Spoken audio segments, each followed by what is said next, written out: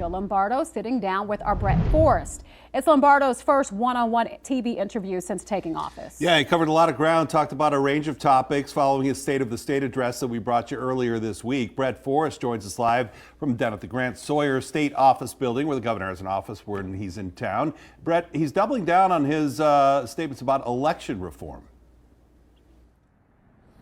Yeah, Jim, Latoya, good evening. So one of his more controversial measures proposed during that speech on Monday were election reforms, eliminating universal mail-in ballots, changing the deadlines for ballots to arrive to Election Day, and putting in voter ID. Now, remember, he does have a Democratic legislature that he has to contend with to get any of that through. So today I'm asking him about these measures and what he thinks is going to be the most difficult proposal to be a success. I think they're all going to be, they're not going to be easy, all right, but, you know, we talked about election reform, you know, and just reviewing what the Democratic response has been to the state of the state.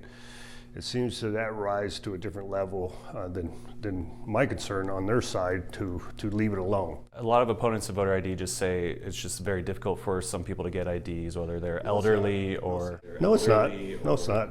You know, I understand people saying that, but, and that's usually an anecdotal statement. I would like to see accuracy with that.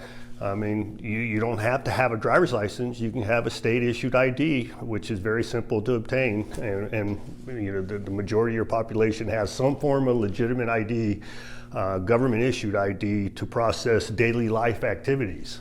You know, I listed a plethora of examples of what you need an ID for, and so that, in my personal opinion, that's not an excuse. The universal mail ballots. You also mentioned maybe moving the deadline up to Election Day. So is that a concession you'd make? Maybe they don't get rid of universal ballots, but they move the deadline. Is that something you'd consider? It's all negotiations, and it is. It's a concession, and I've talked to the Secretary of State, Mr. Aguilar, and I think we're going to have a very productive conversation here in the near future to figure out what direction we need to go as a state in that space. 4 years from now, you're looking back on this term. What do you want to say to yourself? What will you think to yourself?